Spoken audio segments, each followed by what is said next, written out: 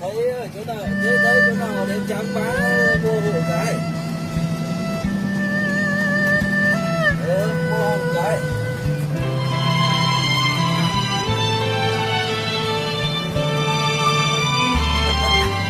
Mua cái ba, mua cái 3,5 triệu nhân trắng vào.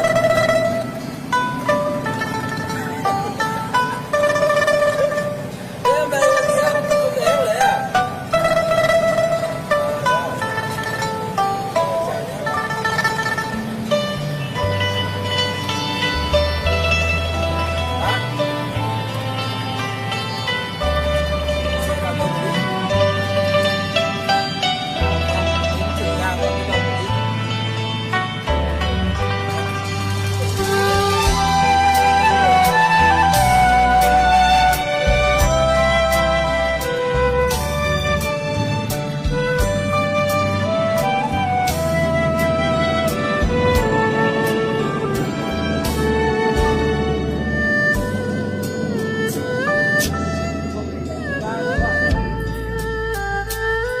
Số của nó số đuôi bao nhiêu?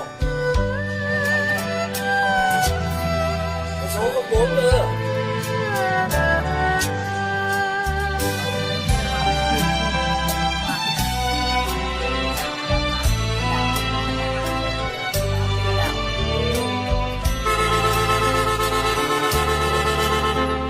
Lúc nào anh xuống đến giờ thì anh nhận cho em nhé.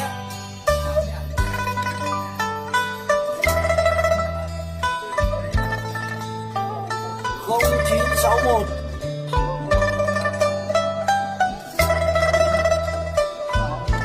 133 3804.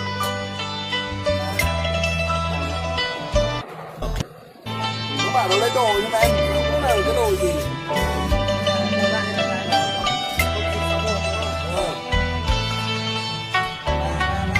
Không 961 133.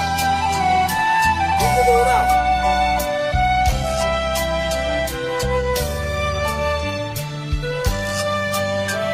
Không phải đâu, 0961 rồi. 333 804. Cứ số 1 đi. Hỏi nó bảo lấy cái đồ gì?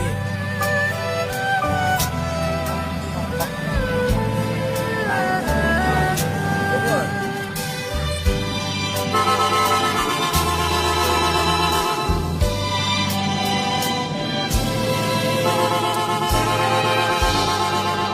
Ba cháu hồi từng đi à bà ơi.